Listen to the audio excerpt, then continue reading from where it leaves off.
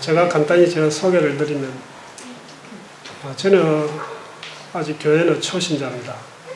그리고 현재 진주 도동교회에서 그 건강동호회를 한 2년째 이끌어 나가고 있습니다. 그 동호회는 초교파적으로 많은 사람들이 모입니다.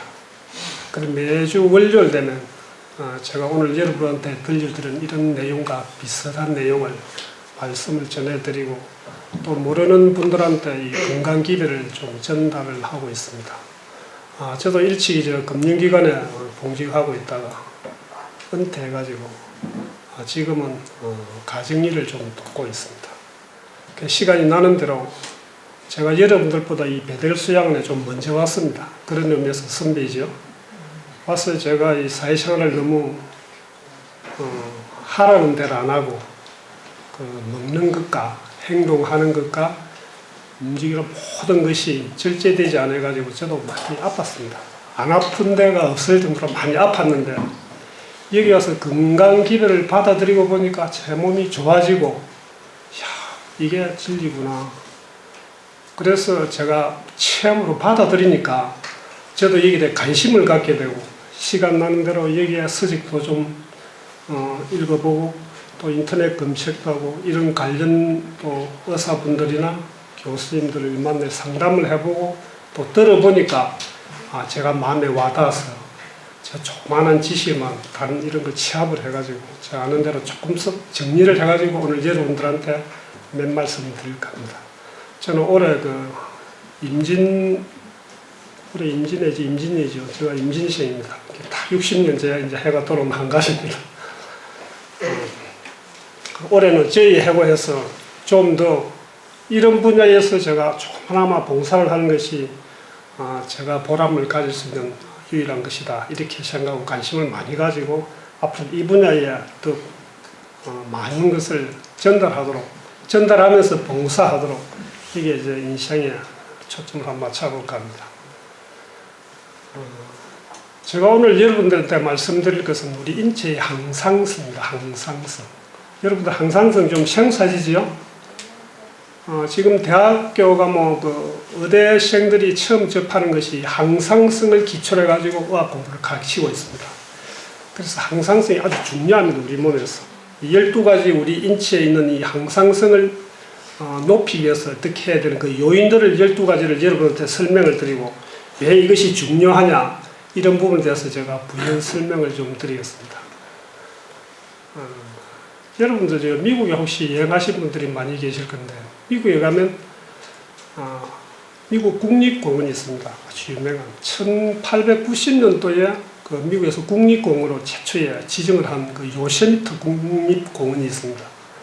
제가 거기에 직장 생활을 할 때 직장에서 그 기회가 있어가지고 단체로 그 요세미트 국립공원을 이리 넘어본 적이 있어요. 여행을 가지고.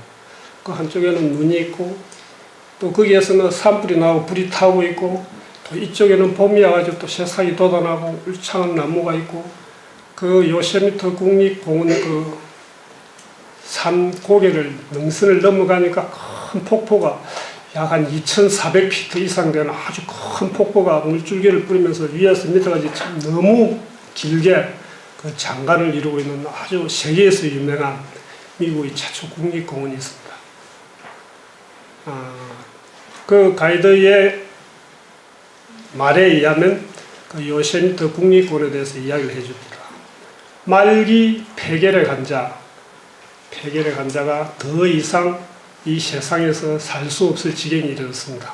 너무 아프고, 또 자기가 이리 아파 있으니까 가족들한테 미안하고, 또 주위 사람들한테 미안하고, 친구들한테 미안하고, 친척들한테 미안해서 자기는 주변 사람들한테 피해를 안 주고 나 혼자 조용히 죽으러 가야 되겠다, 이래가지고 결심한 것이 이 사람이 요세미트 국립공원으로 들어갔습니다. 죽으러 가는 사람이 재산에 욕심이 있겠어요? 입고 가는 어복에 욕심이 있겠어요? 돈을 가지고 가겠어요? 배낭을 짊어지겠어요? 호를 단신 입은 옷 그대로 가족들한테는 어디 여행 간다 그러면서 혼자서 간 것이 요세미트 국립공원에 들어갔어요. 죽으러 온 사람이 아무 생각이 없어요. 죽는 거 외에는. 아주 막 편안하게 여기서 죽고 싶다. 이 고통당하고 주변 사람들 피해를 주기보다는 조용하게 혼자 죽겠다. 그런 마음으로 갔기 때문에 아무 준비한 것도 없습니다. 그래 요세미트 국립공원을 이리저리 헤매다 보니까 저녁이 되니까 이제 배가 고픈 거예요. 그래서 도토리 이걸 하나 주워 먹었어요. 또 이리 가니까 밤이 흘러서 밤것 하나 주워 먹고 그래서 허기를 내냈어요. 그러다 보니까 이 또 혼자 목이 말라요. 목이. 그래서 그 계곡이 흘러내려 물을 이제 안 마시고 그 계곡에 그냥 자연 그대로 잤어요. 그래서 또 아침에 눈을 떠보니까 또 그냥 있을 수는 없으니까 아무 생각 없이 그냥 또 정체 없이 가는 거예요. 내가 어디 가서 죽을까 이것뿐이 생각이 없어요. 제가 다니다가 내 가는 곳에 거기에서 내 목숨이 수명이 닿는 나는 거기서 조용히 죽겠다. 이런 기분으로 이 다니다 보니까 정체도 없이 한 다녀.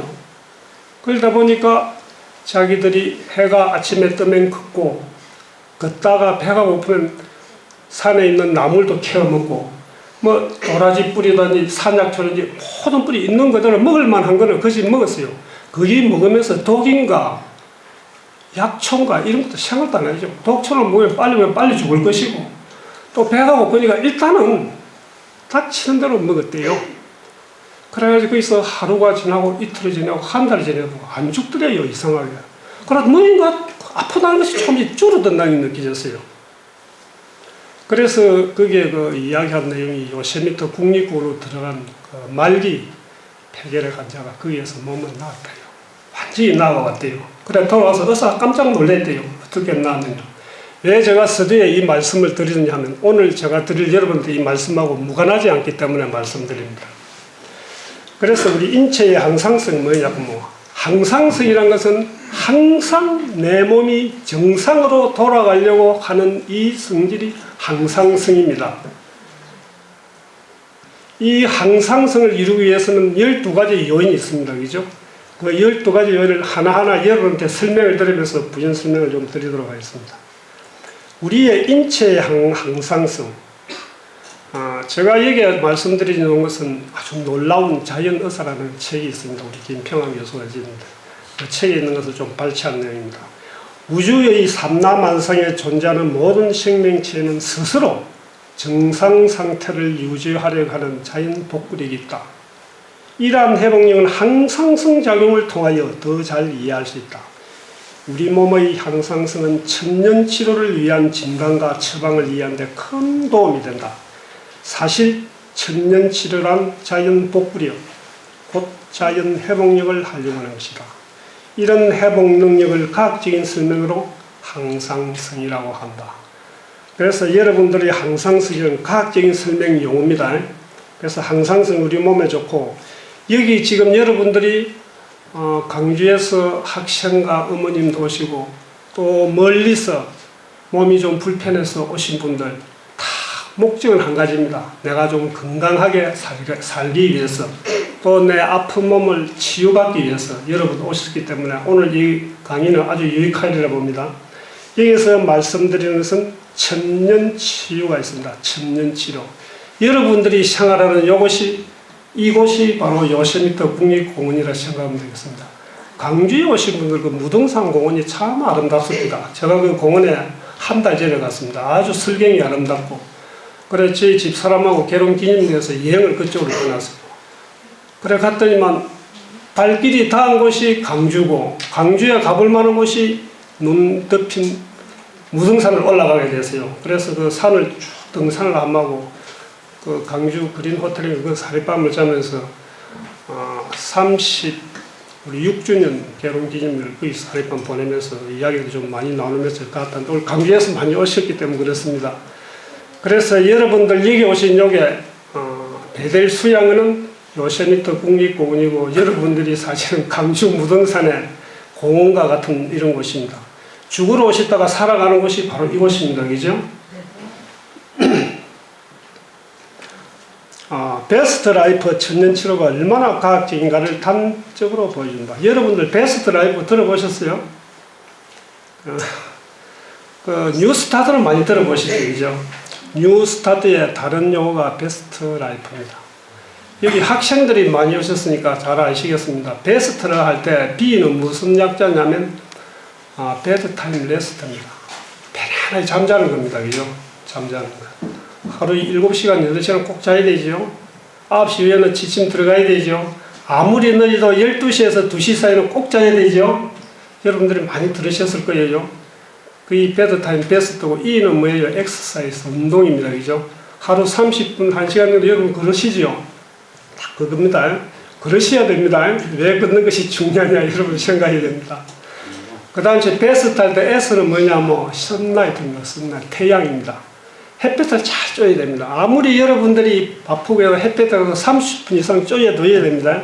그 비타민 D를 많이 흡수해가지고 여러분들 뼈를 튼튼하게 합니다. 골다공증이 없어지고. 그래서 여러분들이 골다공증 있는 사람은 햇볕을 많이 안 쉬어서 그렇습니다. 햇볕만 많이 쉬어도 칼슘제 안 드셔도 멸치 안 드셔도 뼈가 튼튼해집니다.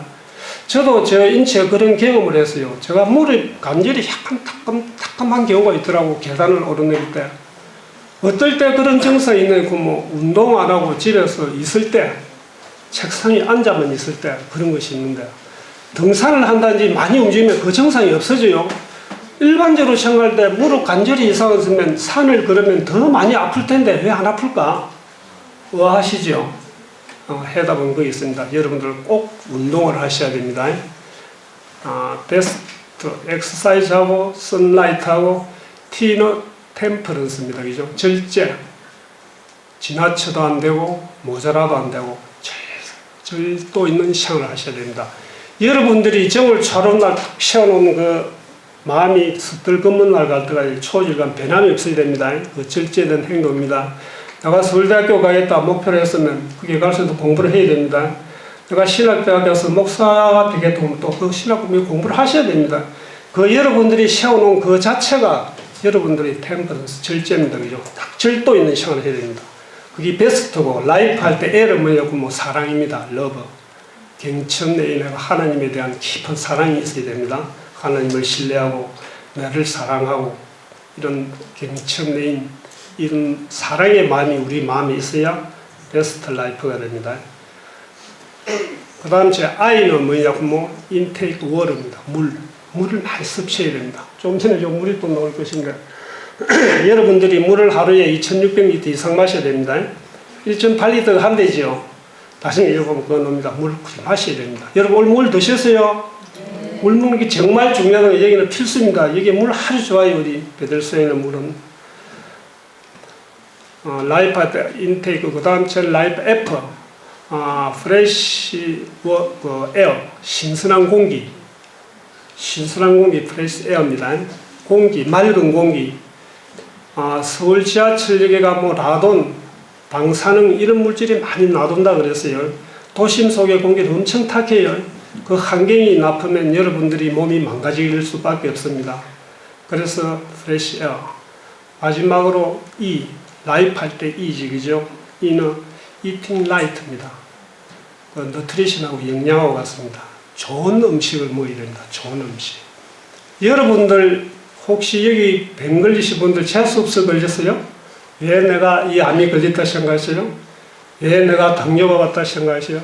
내가 혈압이 높다 생각하세요? 재수없어서 그랬어요? 여러분들 입이 무덤을 탔습니다. 여러분들이 먹어야 될 걸 안 먹고 먹지 말아야 될 걸 지금까지 쭉 먹으면 아주 자연스러운 현상입니다. 그래서 여러분들은 그 암은 축복이라고 그랬어요. 암에 걸린 사람들이 책을 보면 암은 왜 축복이냐? 지금부터라도 내가 몸과 마음을 추스려서 새로운 삶, 정직한 삶, 살아라는 삶을 살기 위해서 몸도 마음도 아주 튼튼하고 건강하게 자랄 수 있는 기회를 여러분들이 얻기 때문에 축복입니다. 여러분들 아까 요세미트 국립공원에 간 말기 폐결 환자가 살아난 거나 자기가 죽을 각오라고 자연으로 뛰어들어갔기 때문에 살았어요. 그래서 여러분이 여기에서 말씀드린 베스트 라이프는 뉴 스타트의 다른 용어입니다.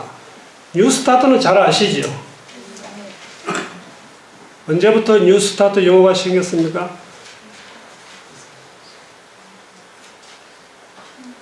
언제부터 생겼어요? 1978년 미국 비마 대학에서 이 오늘과 같은 이 건강 세미나를 하셨어요. 그게 세미나를 하는 중에 여러분들 중에 누가 한 사람이 영어를 갖다 다 마찬가지였어요. 여러분 뉴스타트 원은 다 아시죠? 그 하나하나마다 그것을 빨리 그 사람은 모른대요. 그때 우리나라에서는 이상구 박사가 뉴스타트를 가지고 우리나라 3사, MBC, KBS, TBS 해가지고 방송을 아주 많이 했습니다. 지금도 이상구 박사님 방송에서 많이 하고 계시지요. 지금은 강원도 원주에서 도지사가 부지를 줘가지고 새로 짓고 있답니다. 착공을 했대요. 그래서 기증을 하고 그래서 좋은 일을 하고 계시는 모양인데, 얼마 전에 저 강원도 가서 건설국장 하시던 분이 그런 말씀을 하시더라고요. 그래서 공사하고 있다. 앞으로 망상에서 그래 한번 옮기지 않을까 싶어요. 그래서 이상구 박사님 그래서 아주 유명해졌고, 여기에 여러분들이 와서 시청하는 이 자체도 뉴스타트 베스트 라이프를 요로 몸소 체험하는 곳입니다. 저는 사실 이상구 박사님 같이 의과대학에 나서 의학 공부를 한 것도 아니고, 또 도문학 박사도 아니고, 또 그러고 여기 우리 배들수장원 원장님 같이 26년 거지나 여러분들 같이 경험을 해가지고 병을 낫게 한 그런데 경험자나요. 사실 저는 아무것도 모릅니다. 단지 내가 경험을 해보니까 좋고 또 좋으니까 여기에 대해서 관심을 가지다 보니까 여러분들한테 이렇게 이야기할 수 있는 기회를 갖게 된 것은 정말 감사할 일이지요. 할 만한 일이지요. 여생을 즐겁게 보낼 만한 일이지요. 그래서 저는 늘 행복하고 감사하다는 마음에서 지금 살고 있습니다. 얼굴이 그리 나타나시죠? 네. 저는 그렇게 많이 아팠지만 지금 아프지 않습니다. 아픈 데가 별로 없어요. 건강해 보입니까? 네. 그래서 여러분들이 정말 여기에 프로그램에 잘 참여하셨다는 그런 생각도 들고, 아마 여기에서 혼자 안 오고 가족끼리 오신 분들은 정말 행복입니다. 저는 제 집사람이 아직도 불교에 다니고 있는데 그 건강식단 때문에 이 간혹 스트레스를 서로가 받고 있어요. 그래서 꼭 언젠가는 여기에 와서 입학을 시켜가지고 졸업을 시켜야 되겠다는 게 제 소망인데 그게 잘 안 됩니다. 그래 이제 집사람도 직장생활 하니까 은퇴하면 내인주면 제가 꼭 여기에 데려와서 같이 진리를 찾으려고 저도 노력하는 사람 중에 한 사람입니다. 체온, 첫째가 체온입니다. 지금 춥지요? 우리 인체 체온이 아주 중요합니다. 우리 인체의 정상 체온은 36.5도다. 36.2도에서 37.6도의 우리의 체온을 유지해야 된다. 새벽에 가장 낮고 늦은 오후에 가장 높다. 새벽 3시에서 5시 사이에 가장 낮습니다. 그래서 집에 연세 드신 할머니나 할아버지를 계시면 이때 돌아가시는 경우가 제일 많습니다. 이때 체온이 제일 낮습니다. 그래서 아침에 잠자기로 하면 밤새 안녕 이런 여기서 체온하고 연관이 있습니다. 참새가 아주 높이 나르는 이유는 왜 그럴까요? 체온이 참새가 제일 높답니다. 그래서 아주 높이 나르는 참새는 45, 6도 같은데요. 그래서 우리 체온이 높으면 건강해지고, 우리 체온이 암이 제일 좋아하는 체온이 우리 지금 정상 체온에서 1도 아직 35도쯤 되면 암이 제일 좋아하는 체온입니다. 암이 제일 좋아하는 체온을만 안 들어가면 암은 잘 안 달아드는데, 체온 유지만 잘해도 암을 여러분들이 예방을 할 수 있습니다. 그리고 인체의 열 조절 기전은 주로 시상하부라고 해서 우리 뇌 속에 있는 중심 부위에 있는 우리 신체 부위인데, 거기서 주관하고 발한, 땀이 나는 거지, 그죠? 땀을 내면서 열을 식히고, 여러분들 지금 추우니까 몸이 오싹오싹합니까? 우리 신체가 그리 만들어졌어요. 오싹오싹하면서 우리 몸에서 열이 나는 거예요. 그래서 36.5도를 만들기 위해서 부드럽게 끓고 추울 때 하고, 여름에 땀이 많이 나는 것은 너무 열이 오르게 나죠. 우리 인체 기능을 그렇게 만들어 놓으셨어요. 그래서 우리 몸은 떨기도 하고 땀이 나기도 하는 것은 우리가 항상성을 유지하기 위해서 12가지 중에서 하나입니다. 인체의 열은 대부분 근육과 선에서 생산되어 혈액을 통하여 전신에 풀린다. 그리고 피부와 소변, 대변, 호흡 등을 통하여 열이 발산된다. 그래서 우리는 피부로도 호흡을 합니다. 그리고 소변, 대변 이 다 통해서 우리가 모든 열을 발산시킵니다. 그래서 여러분들 지금 겨울인데 여러분들 체온 관리를 어떻게 하세요? 저는 집에 누워 잘 때도 우리 애들하고 저 가족들은 수면 양말을 신습니다. 저 마트 같은 데 팔아요. 아주 푹신푹신하고 아주 딱딱한 거. 여러분들 발이 온도가 제일 먼저 나가요. 우리 사람은 발이 따뜻해야 되는데 여러분 체온 관리를 그렇게 하십시오. 그래 수면 양말 신고 다면 발이 이불 밖으로 나와도 온도가 유지가 됩니다. 그리고 여러분들 저도 얼마 전부터 이 공부를 하다가 달 모욕을 하고 있어요. 매일 오늘도 하고 아침에 매일 가고 있는데 그 여러분들이 따뜻한 그 물에 몸을 들어가면 온도가 올라갑니다. 특히 겨울에 여러분 체온을 뺏기지 않고 그래서 여러분들이 온도 관리를 잘 하셔야 됩니다. 온도는 정말 중요합니다. 우리 몸에서. 그리고 산소와 이산화탄소의 균형. 산소와 이산화탄소의 균형이 있어야 우리가 항상성을 유지합니다. 사람은 숨을 들이키면서 생명이 시작되고 숨을 거두면서 죽는다. 산소와 이산화탄소의 균형은 생명 유지에 아주 필수적이다. 우리가 호흡을 할 때 20.9%의 산소를 포함하여 16%의 산소가 3.5%의 이산화탄소를 포함한 것을 내뱉고 있다. 산소와 이산화탄소는 폐포, 우리 허파 속에 포도송이와 같은 이런 폐포가 있습니다. 거기에서 액화, 물로서 되기도 하고 기하, 공기로 되기도 해가지고 혈액을 통하여 온몸에 보급되고 우리 몸 밖으로 배출시킨다. 여러분들이 그 이산화탄소는 참 우리 몸에 좋은 일을 많이 합니다. 일산화탄소는 여러분들 옛날에 연탄 아궁이에서 일산화탄소 나와서 사람이 많이 죽었지, 그죠? 그건 일산화탄소 산소가 부족해서 산소를 뺏어가기 때문에 일산화탄소는 우리 몸에 들어오면 우리 생명을 앗아갑니다.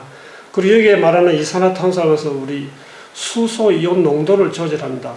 나중에 나가면 그 pH라고 나오는데 폐하해가지고 거기서도 설명을 드리겠습니다만 우리 몸의 균형을 만들어주고 체액 조절을 하고 그 수소 이온 농도를 조절하는 것이 이산화탄소입니다. 그래서 이것이 서로 균형이 잘 맞아야 됩니다. 그리고 산과 알칼리의 균형이 맞아야 된다. 우리 체중은 산성입니까? 알칼리입니까? 중성입니까? 여기에 보면 약 알칼리성 되어 있습니다. 체의 산과 알칼리의 균형은 약 알칼리 상태에서 최적이며 pH 7.45 정도이다. pH 7이면 중성이죠, 그죠? 이래서도 14까지 있죠. pH가 뭐예요? 학생들 잘 아시죠? 학교 공부 많이 하셨죠? 그 폰드스 하이드로젠이 해가지고 수소 이온 농도입니다. 그래서 14까지 단계가 있는데 그러니까 7m로는 산성, 7 이상은 알칼리성, 7 중간은 중성. 그래서 7.45 구모 약 알칼리성입니다. 7 구모 딱 중성인데, 그죠? 그래서 이렇게 경계는 그 라틴어로는 폰드스 하이드로제닉이고 영어로 표현하면 pH고 그 다음 제 독일식 발음은 폐하라 그러죠, 그죠? 그래서 여러분들이 산성, 중성, 알칼리성 해가지고 우리들이 많이 대화를 나누고 있습니다. 공부할 때도, 그죠? pH 농도가 얼마다, 우리 인체는 pH 농도가 얼마냐. 여러분들이 건강검진하면 그런 거 체크하고 쫙 리스트 나타나죠. 그래서 pH도 아주 중요한데 우리 음식 중에서도 산성식품, 알칼리식품이 있습니다. 일반적으로 우리가 볼 때 산성식품은 어떤 거예요? 시죠. 예를 들면 품목은 어떤 게 있어요? 여러분들 학교 시간에 산성식품, 알칼리식품에 공부도 많이 하셨을 건데 대충 여러분들이 보면 고기 종류, 육고기, 돼지고기, 예를 들면 닭고기, 소고기, 육류지방은 거진 산성식품이라고 보면 됩니다. 그리고 알칼리성 식품은 대표적인 게 시금치인데 그 중에서 여러분들 채식이라든지 과일이라든지 견과류라든지 이런 부분은 주로 알칼리성 식품에 속합니다. 그러나 과일이나 채소나 이런 것도 알칼리 식품도 있고 산성 식품도 다 있습니다. 왜? 우리 몸에 들어가면 산성 식품도 먹고 알칼리성 식품도 먹고 해서 우리 몸에서 자동적으로 항상성을 유지해서 우리 몸이 만들어냅니다. 예를 들어서 여러분들이 전부 알칼리성 식품만 다 먹어버리면 산성이 없으면 우리 폐하가 조절이 안 됩니다. 정성이.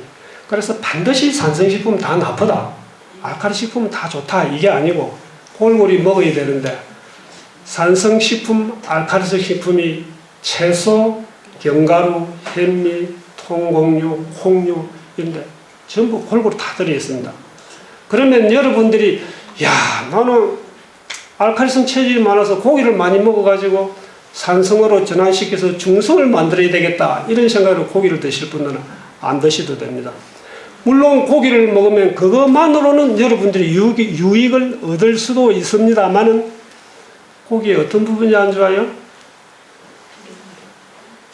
나중에 여기에 여러분들이 한번 내가 말씀드리겠습니다. 미국에서 한 200년 동안 전쟁을 통해 가지고 사람이 죽은 인구보다도 사람보다도 심장병하고 암으로 죽은 사람이 더 많대요. 놀랍죠? 그 많은 전쟁을 치렀으면서도. 그래서 여러분들이 고기를 드시면 어떤 문제가 생기냐면 우리 몸은 전부 이 정맥이고 동맥이고 이 모시간 혈관을 통해서 우리 몸에 전부 핏줄이 연결되어 있는데 이 몸에 그 동물성 지방이 들어가면 혈관이 막힙니다. 찌꺼기가 끼가 이런 혈관이 이렇게 컸어야 되는데 참 제가 예를 하나 들까요? 옛날에 저희 집에 포장마차 하는 아줌마한테 옆방을 세를 내주세요. 하수구가 막혔어요. 아무리 뚫어도 안 됩니다. 보통 보면 하수구가 뚫히면 뭐 알아내고 이 호스를 엮고 이러면 다 뚫히는데 안 뚫혀요. 할 수도 없어서 팠어요. 제가 직접 팠어요. 마당에 모래를 다 걷어 빻으면 그 파이프 안에 팍 낀 것이 돼지 그 족발 비계가 팍 찌가 있어요. 그래서 물이 안 통하는 거예요. 아무리 눌러도 안 들어가요. 여러분들이 심장병이 왜 걸립니까? 심혈관계 질환이 왜 걸려요? 아시다시피 여기에 딱 혈관 속에 그 콜레스테롤이 끼가지고 지금은 이러던 게 자꾸 줄어듭니다. 이게 꽉 막힙니다. 어느 순간에, 그죠? 막히면 머리에 탁 막히면 여러분 뇌출혈 일어가지고 피가 안 들게 죽지요. 심장에 있으면 심근경색으로 죽지요. 심장마비죠. 문제는 피가 안 맑아서 그렇습니다. 제가 여러분들의 얼굴을 보니까 개중에는 얼굴 색깔에 좀 밝은 사람도 있고 개중에는 조금 안 밝은 사람이 있어요. 이래 보면 대충 알겠어요. 식성이 어떻다는 걸. 그러나 얼굴을 대충 보면 저 사람이 피가 맑을 것이다. 탁할 것이다. 대충 보여요. 여러분 인상과 얼굴 표정과 톤, 혈색, 그죠? 이걸 보면 여러분들이 건강식을 하고 있구나 안 하고 있구나 이렇게 저는 대충 감이 잡혀요. 이 사람을 쫙 보면 또 체중 보고 그래서 점쟁이는 아니지만 뭐 반점쟁이 다 돼서 대충 보면 그래서 친구들이 이렇게 한마디로 당신 요새 건강하냐고 뭐 안 좋다 안 좋다 그 대충 제가 혈압이 좀 안 좋고 그렇대요. 뭐 혈당이 좀 있어 보인다고 그렇대요. 그래 요즘 어떻게 지내냐 하면 뭐 밖에 잘 안 나가고 추워서 집안에만 있대요. 그래 뭘 많이 먹는 거 그러면 삼겹살이 그리 맛있대요. 대충 보니까 답이 딱 나와 있어요. 아마 여러분들 식성도 아마 그렇게 흘러가지 저는 그런 생각이 드는데 여기 오시기 전에는 또 그런 분들이 많이 있었을 것 같아요. 그죠? 근데 그거는 우리가 이 입으로 무덤을 다 판 거예요. 여러분들 자기 자신이 재수없어 걸린 거는 절대 아니에요. 축복으로 받아들여야 됩니다. 여기 오신 것을 알은 이상. 그래서 이 중성, 산과 알칼리의 균형 이것이 우리 인체에서 항상성을 유지하는 데 아주 중요한 역할을 하고 있습니다. 세 번째죠. 혈압과 혈류. 혈압이란 여러분 저 혈압 다 정상이시죠? 크게 높은 분 안 계시는데 한번 읽어보십시오. 혈압이라는 것은 심장의 혈액을 뿜어낼 때 혈관이 받는 압력을 말한다. 혈류는 언제나 혈압이 높은 곳에서 낮은 곳으로 흐르기 때문에 동맥에서 정맥으로 흐른다. 혈압은 동맥에서 가장 높고 정맥에서 가장 낮으며 혈압 측정은 주로 동맥 혈압을 대상으로 한다. 수축기, 심장에서 심장이 팍 수축하는 순간에 피가 어디로 갑니까? 동맥을 통해서 쫙 나가지, 그죠? 그게 이제 수축기 혈압이고, 그죠? 이완기 혈압은 피가 우리 동맥을 통해서 온 마음에 다 돌다가 동맥에서 칵 모셔나 돌다가 찌꺼기는 다시 그리고 정맥을 통해서 다시 들어와서 걸러가지고 콩밭에서 우리 심장으로 다시 들어올 때 그때는 이완이 됩니다. 이제 쏙 커져야 이 피가 들어올 거 아니에요, 그죠? 확장기, 수축기 하기. 그때 혈압은 여기에는 체제가 돼야 되죠, 그죠? 우리 동맥이는.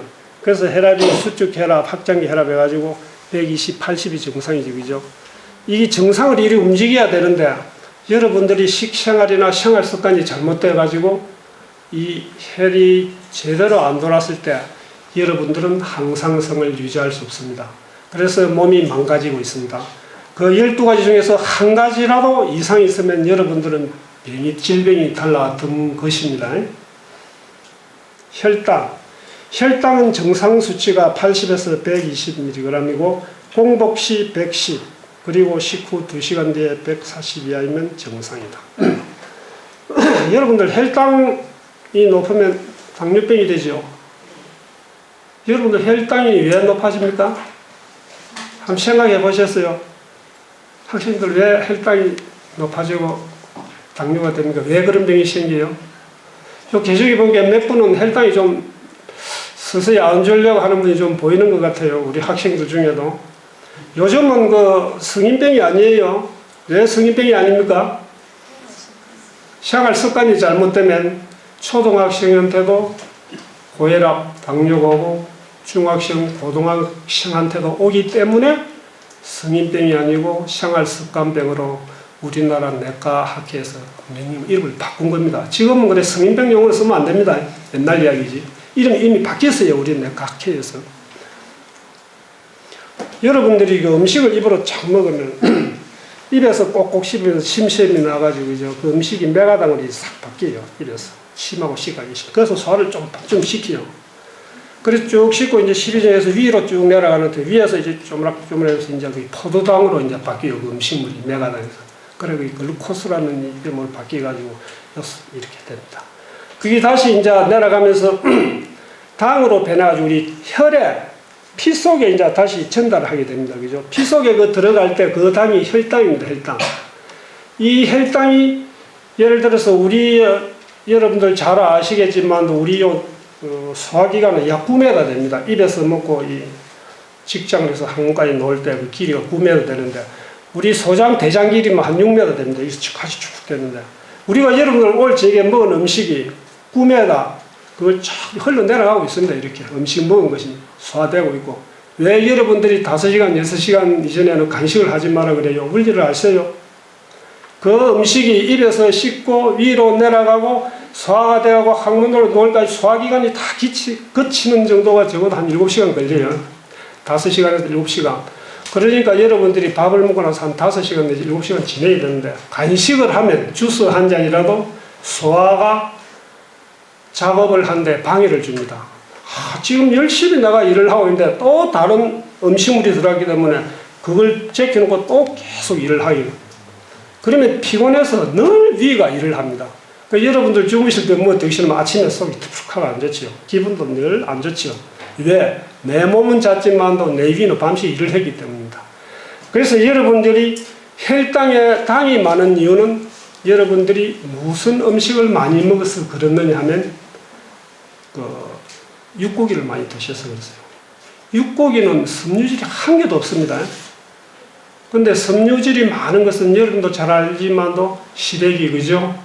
채식, 과일, 견과류 이런 것은 우리 몸에서 9kg나 9m나 되는 내장기관을 통과하면서 서서히 당이 만들어가지고 가는 길목마다 당이 만들어서 아주 천천히 당으로 변합니다. 그러나 예를 들어서 여러분들이 당이 없는 음식, 예를 들어서 설탕, 이어서 갑자기 먹으면 그 당이잖아요. 그죠? 우리 위에 내려가는 순간에 바로 혈액으로 들어가고 혈당이 완전히 엄청 많아집니다. 조금만 피라고 천천히 우리가 당을 흡수하는데 그 당이 너무 많이 축적되고 처치고 올라야잖아요. 그러니까 혈당이 엄청 높아집니다. 순간에. 그런 걸 드시고 되면 혈당이 높아집니다. 그러니까 그게 한목에 많이 들어가니까 필요한 일정 부분은 받아들이지만도 많은 부분은 다시 우리 신체 각 부분으로 들어가가지고 어떤 일이 일어나느냐 하면 비만이 일어납니다. 비계획적으로. 그러니까 좀 지나가 보면 당이 또 연방 없어져 버려요. 왜? 너무 많이 들어가고 필요한 거 쓰니까 시간이 흐르니까 또 당이 필요하잖아요. 그때는 정령 필요한 당을 흡수를 못하기 때문에 여러분들이 당뇨병 환자가 그 당을 흡수해 사탕을 먹는다 그러죠. 그죠? 그이라도 먹어줘야 그 인슐린 그 유지가 됩니다. 그죠? 그래서 우리 몸이 소화 기능을 여러분들이 쫙 이해를 하시는 것 같으시 왜 섬유질을 많이 먹어야 되느냐. 그 6m 되는 내장계를 쭉 흘러가면서 당이 서서히 조금씩 우리 몸에 흡수가 되면 필요한 당분을 우리 혈당을 다 했고 충분한 우리 몸을 유지를 할 수 있는데 한목에 많이 들어와가지고 나중에 가면 정령 한 1m 지나고 나면 당이 하나도 없어져요. 그런 음식을 잘못 먹으면. 그래서 나중에는 정령 우리 몸의 기능이 정상으로 돌아가지 않고 왜곡도로 돌아가기 때문에 항상성을 유지할 수 없다는 겁니다. 그죠? 그래서 우리 몸이 항상성에 영향이 생기기 때문에 질병으로 연결되는 겁니다. 그래서 여러분들이 음식을 먹는 게 아주 중요해요. 제가 집에 애들이 있는데 한 번씩 식사를 같이 하다 보면 콩을 이리 곤란해요. 콩만. 우리는 콩이 맛있어서 참 좋다 해서 이리 먹고 하는데 아무리 먹으라도 안 먹어요. 심지어는 제가 이런 이야기를 해도 잘 안 들어요. 아마 여기 오신 여러분 학생들도 그런 사람이 많으실 거예요. 엄마 콩밥 해주면 혹시 골라내는 사람 없어요? 엄마 드시라 그러고.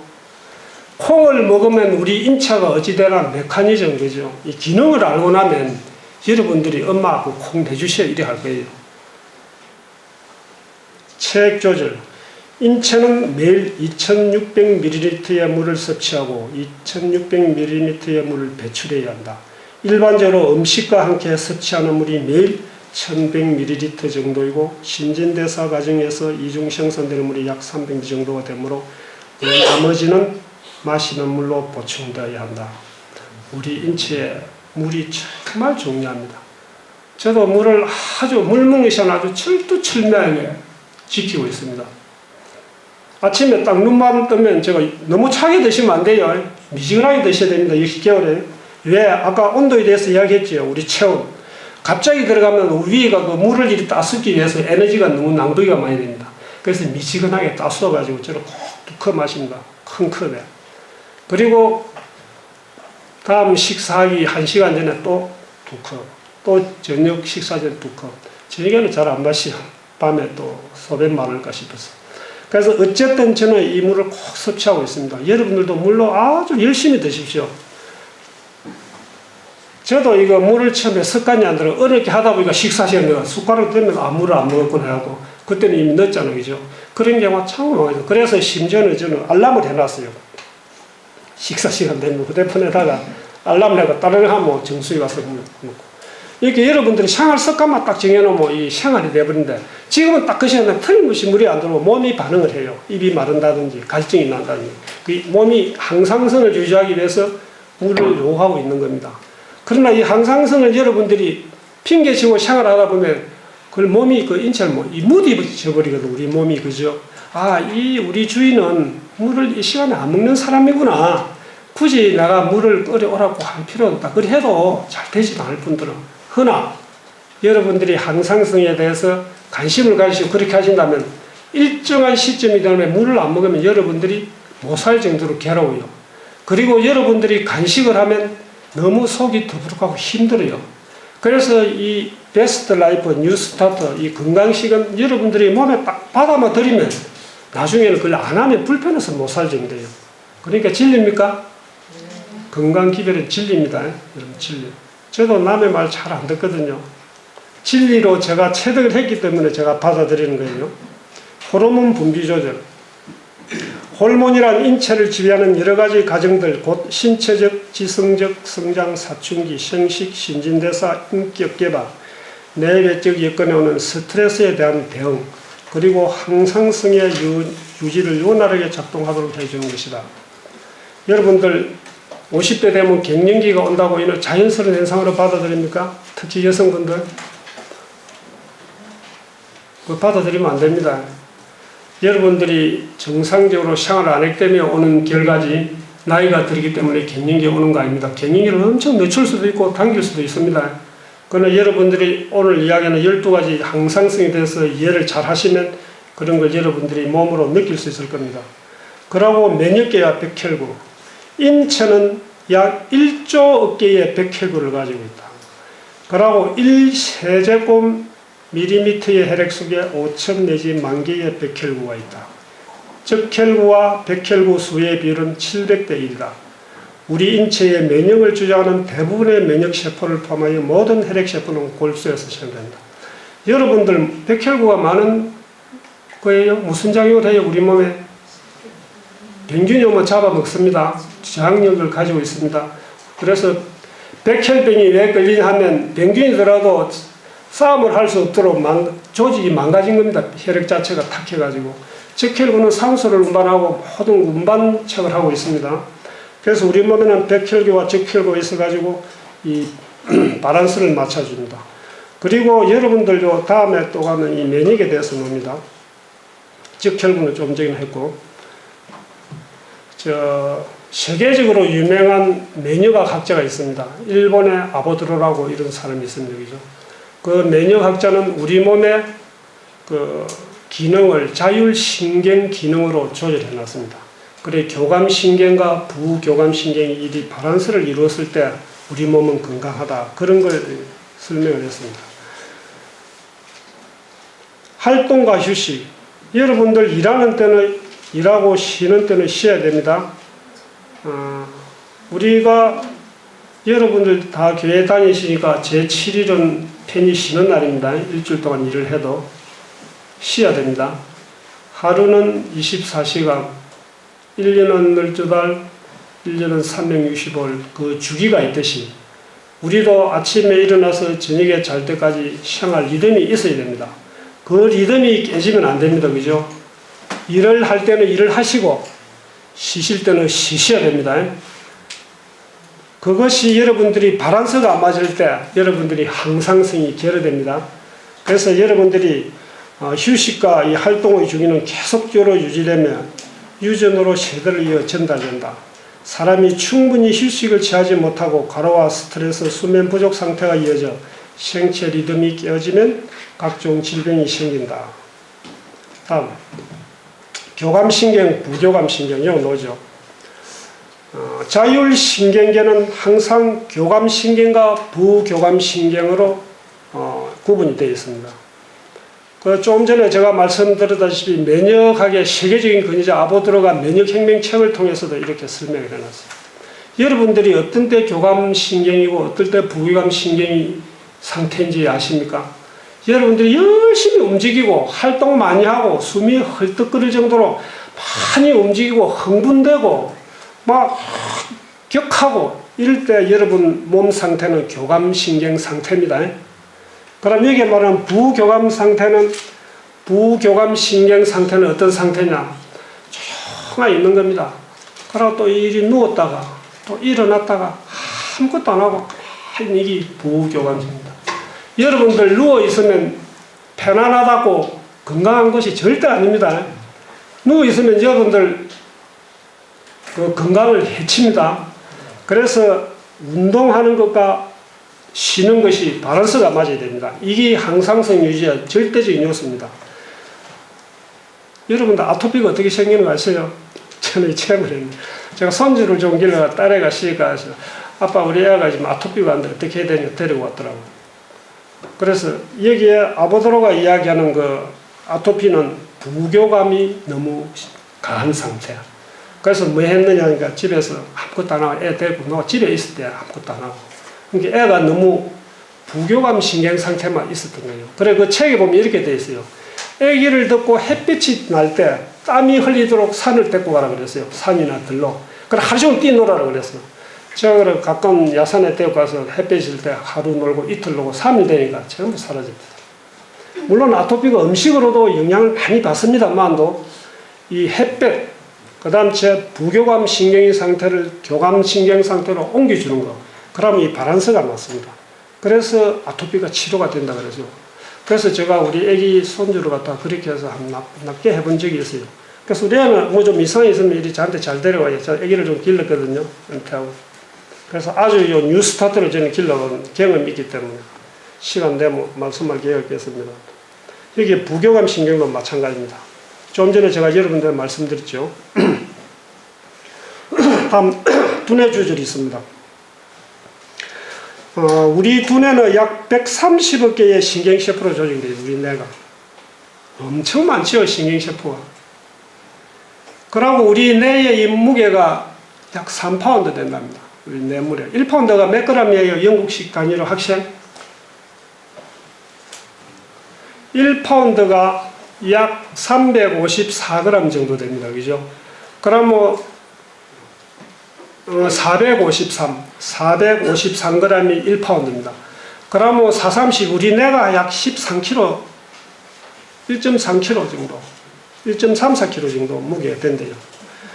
그리고 여러분들이 이걸 이해하시는 것도 군대 조직을 생각하면 맞아요. 우리 뇌는 이 군대인데 이 병사들이 잘못하면 전쟁에서 전부 다 죽습니다. 그래서 우리 뇌에서 전부 지령을 잘 내려가지고 좋은 방향으로 우리 모든 사지가 다 움직이고 위장활동과 혈액과 모든 활동이 잘할 수 있도록 건강하게 해서 두뇌 조직이 잘 이루어져야 됩니다. 그래서 우리 정상적인 균형적인 건강에 필수적으로 뇌에 대해서 신경 써서 뇌가 정상적으로 잘 움직일 때 여러분들이 밸런스를 잘 맞춰줘야 됩니다. 제가 여러분 12가지 지금 말씀드렸고 오늘 아주 중요한 걸 제가 하나 말씀드렸습니다. 우리가 손을 씻는 것이 언제부터 손을 씻으면 병이 안 걸린다 생각하셨는지 여러분들 아세요? 얼마 안 됐습니다. 1946년도부터 손을 씻기 시작한 것이 언제 그 세균슬이 나오면 세균슬.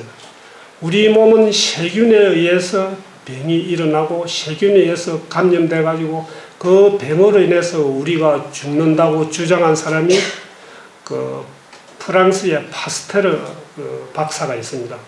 그 사람이 우리 몸에 그 세균을 주장했습니다. 왜 그 사람이 그렇게 했나요? 그러면 제가 지금부터 말씀드릴 여러분 귀담아 잘 들어보세요. 왜 이 우리 몸의 병이 어떻게 변천되었다는 것을 제가 간단하게 이야기 드리겠어요. 그래서 파스테르가 어떻게 했냐면 임상에서 실험을 할 때 우리나라가 이 손 씻는 게 불과 얼마 안 됐잖아요. 그죠? 1946년도 정도 됐으면서 그때부터 손 씻기 운동이 벌어졌어요. 그 영국, 프랑스로부터 해가지고. 그러니까 의사들이 환자를 집도하고 수술하고 죽은 환자를 이 장례 절차를 치르기까지 그 손을 만지고 하다가 그냥 다음 환자를 다음날 일어나서 또 만지고 또 앞에 환자 만지고 그 다음 환자 만지다 보니까 손에 세균이 있어가지고 사람이 6명이 1명이 죽는다고 임상실로 발견이 됐어요. 이상하다. 그래가지고 그걸 눈여겨보고 하다가 다음에는 그것이 세균일 거다 해가지고 이제 손을 씻기 시작했어요.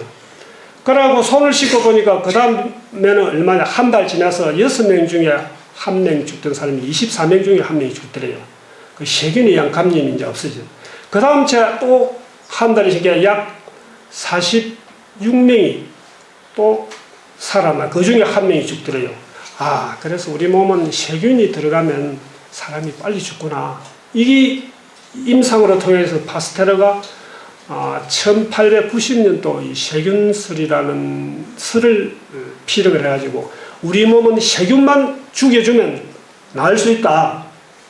이렇게 그 사람은 주장을 했고 그 당시에 또 프랑스에서 버나드라는 사람이 있었죠. 물론 학자인데 과학자인데 그 사람은 아니다. 우리가 내적 감수성이 있어야 우리가 건강하고 안 죽고 이기지 내적 감수성, 즉 면역력을 강화 안 시키면 세균군은 아무것도 아니라고. 같은 동시대에 프랑스 사람 두 사람이 서로 다투었어요. 이론적으로. 세균에 의해서 사람은 죽는다. 아니다. 내적 감수성에 의해 죽는다. 이 면역력이 있기 때문에 죽는다. 이렇게 팽팽히 맞섰어요. 그리 맞섰는데 파스테르가 죽으면서 임종시에 어떻게 해내고 버나드에 하면서 이야기를 하기 말고 세균슬은 아무것도 아니다. 내적 감수성, 즉 면역성이 문제의 핵심이다. 바꾸어 말하면 면역성을 기르고 내적 감수성을 키우는 것이 병을 이기는 것이고 사람이 병들지 않고 오래 건강하게 사는 것이다. 그것을 확실히 났어요. 그 시대에 그렇게 팽팽히 나오던 시대에 세균슬이 우세하다, 면역슬이 우세하다 이리 쌓는 과정에 있어서 어떤 문제가 나냐 그런 것 드시면 플레이밍이라 해가지고 영국에서 그 유행성 독감 임상 실험을 하고 있는데 유행성 독감의 균이 있잖아요, 그죠? 그 균을 죽이고 배양하고 이런 임상 실험을 하는 가운데 파란 곰팡이가 있었는데 나타난대. 그 곰팡이가 균을 잡아먹고 균을 죽이더래 이게. 그래가지고 프레임이 이상하다. 이 파란 곰팡이가 어째 균을 잡아먹느냐 이래가지고 연구하고 낸 것이 1800년도에 페니실린을 만들어내죠. 그죠? 프레임이죠. 그래서 그때부터 페니실린하고 항생제 가지고 혁명을 일었어요. 그래가지고 그 페니실린이 영국에서 프레밍이 그 페니실린을 발명을 해가지고 만들어냈는데 그때 독일에부터 전쟁도 일어나고 또 그 의지도 좀 약해져 가지고 덕은 누가 봤느냐 페니실린 해가 덕은 미국에서 다 봤어요. 그래서 미국에서 그래 엄청난 이득을 올린 게 그 페니실린이 핵미. 그래서 그 프레이밍은 페니실린을 이리 발명해가지고 노벨 의학상도 받고 그랬어요.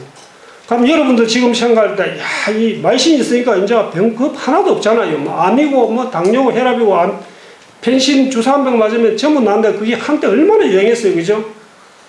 그리 나왔는데, 거의 최근 미국에서 1945년, 그러니까 우리나라 해방될 무렵에 미국에서 그 과학자가 다시 발명한 걸, 무엇을 발명했고, 뭐 항상성. 항상성이란 이것을 이제 다시 해가지고, 아니다. 세균에 의해서 우리 몸이 정상적으로 되는 것이 아니고 우리 몸은 항상성에 의해서 몸이 정상으로 돌아갈 것이라고. 그 사람이 다시 이루어낸 것이 이제 항상성의 용어를 최초로 사용하게 된 거예요. 불과 얼마 안 됐어요. 그러면 제가 여기서 지금 결론을 내겠습니다. 여러분들, 우리 몸은 왜 아프고 병이 듭니까? 여러분들이 항생제 하나 꾹 맞으면 세균수리 하면 나을 것인데 안 맞잖아요. 지금은. 그죠? 여러분들이 지금 암이 걸리면 어떻게 해요? 수술하고 방사능제고 그 다음 항암 치료하고 세 가지가 유일하잖아요. 그죠? 근데 암 환자는 더 늘어나는 이유가 왜 그런지 알아요? 거의 한계에 도달하고 이제는 세균에 의해서 페니실린 항생제를 꼽아가지고는 안 된다. 이래가지고 아까도 두 학자가 대립을 했지만 한 사람은 세균이다. 아니다. 한 사람은免疫이다. 이거 팽팽히 맞는데 결국 최근에 나타난 항상성이 우리 의대 그 교과서에 쓰고 있는 항상성 이 부분 해가지고 우리가 면역력을 길러놔야 된다. 이렇게 지금 결론이 났습니다. 그래서 앞으로 지금은 우리 과학자들이 쭉 연구 발표해 놓은 것이 초점이 어디에 있느냐. 150년 전에 우리 LNG 하이피는 치료봉사의 책을 통해서 여러분들 많이 보셨겠지만 우리 몸은 천년 치료가 가장 좋다. 제가 모두에 말씀드린 요세미테 국립공원에 들어가서 나왔다는 이유 바로 그입니다. 우리는 천년 치료를 해야 된다. 아무리 세균술이고 무슨 술이고 유명해도 결국은 원점으로 돌아간다. 그래서 벌써 150년 전에 우리 LNG 하이프인 여사는 우리 몸은 자연으로 돌아가가지고 뉴 스타트, 베스트 라이프. 오늘 여러분들이 여기 기거할 수 있는 이 배들 수양 같은 이런 곳에서 생활하고 먹고 활동하고 정신과 육체와 다 건강해야 영성도 얻어가지고 우리 몸이 낫는다는 결론이 벌써 150년 LNG 하이프인 우리한테 예고를 해놓은 것이 지금 우리나라 과학자들이 연구하고 또 연구하고 또 연구하고 놓은 게 계속 학자들이 이리 싸우고 다투고 이리 놓는 결과 결국은 원점으로 돌아간다. 여러분들 그 원리를 오늘 강의 중에 이해를 하시겠어요? 네. 초점 뭔지 아시겠어요? 네. 결국은 우리를 만드신 분이 우리를 어떻게 먹으라 하는 그 초점이 있죠. 그죠? 어떻게 먹으라 그랬어요? 예, 창세기 1장 29절에 뭐라 그랬어요? 여호와 하나님이 이르시기를 씨 맺는 채소와 열매 맺는 모든 과일 나무를 너에게 주는 내 식물이 되리라 이랬지. 그죠?